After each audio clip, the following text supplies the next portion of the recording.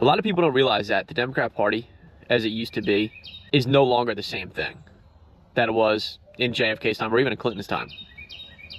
Really even in Obama's time. It's a completely different animal these days. And unfortunately, too few people are waking up to this fact quickly enough.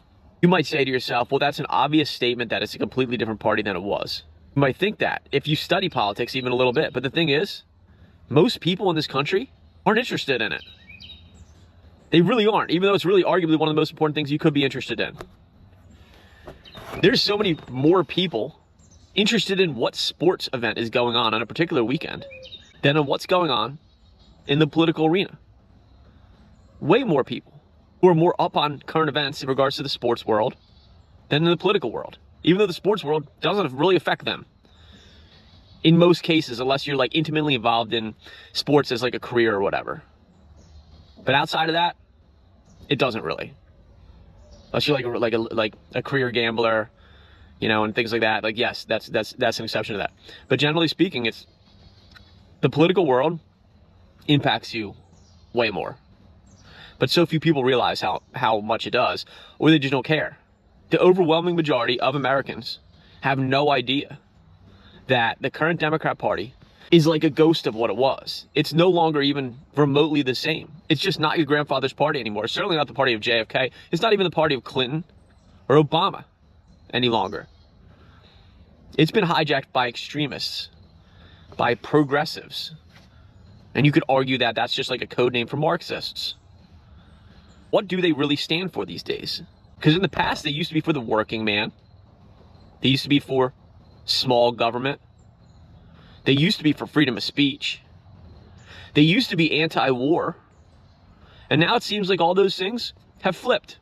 The fact that, like, you're seeing an active push to, at the least, damper down the First Amendment is ludicrous. It's insane.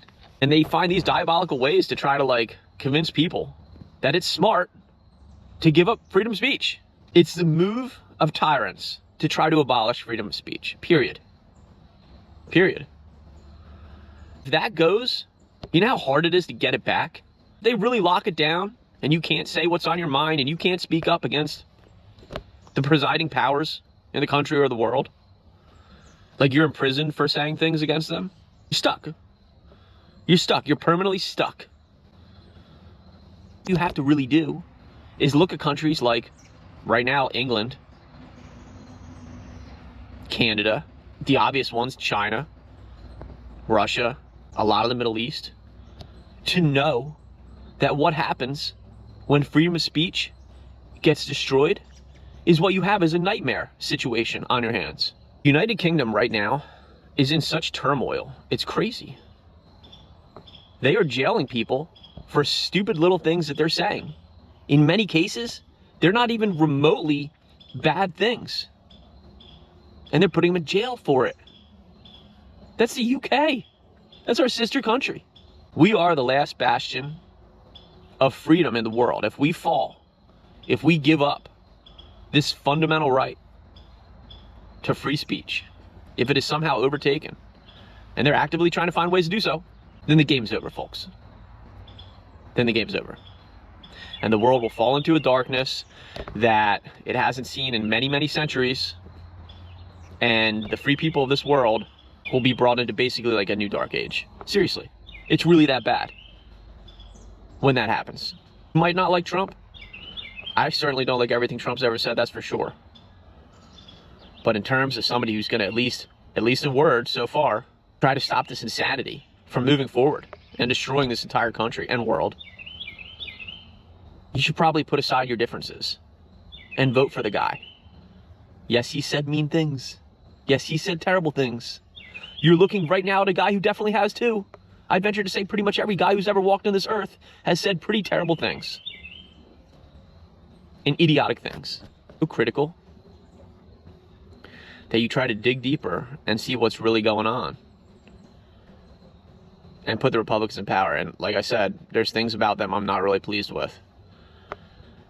But if you do like a pros and cons and see which one is honestly the better party, it's them all day long. I believe people for sure could use Christ in their life. It's done a world of difference for me, going to church and being a believer. Because especially in this dark time of the world, like if you don't have a greater power that you believe in, like you could be at your wit's end, just fall into like a pit of depression. But especially as a Christian, I don't really understand how you wouldn't vote for the Republicans based on a whole lot of different reasons. But anyhow, hope everybody has a nice day. Hopefully we can turn this craziness in the world around before it's too late. But we will see. Take care.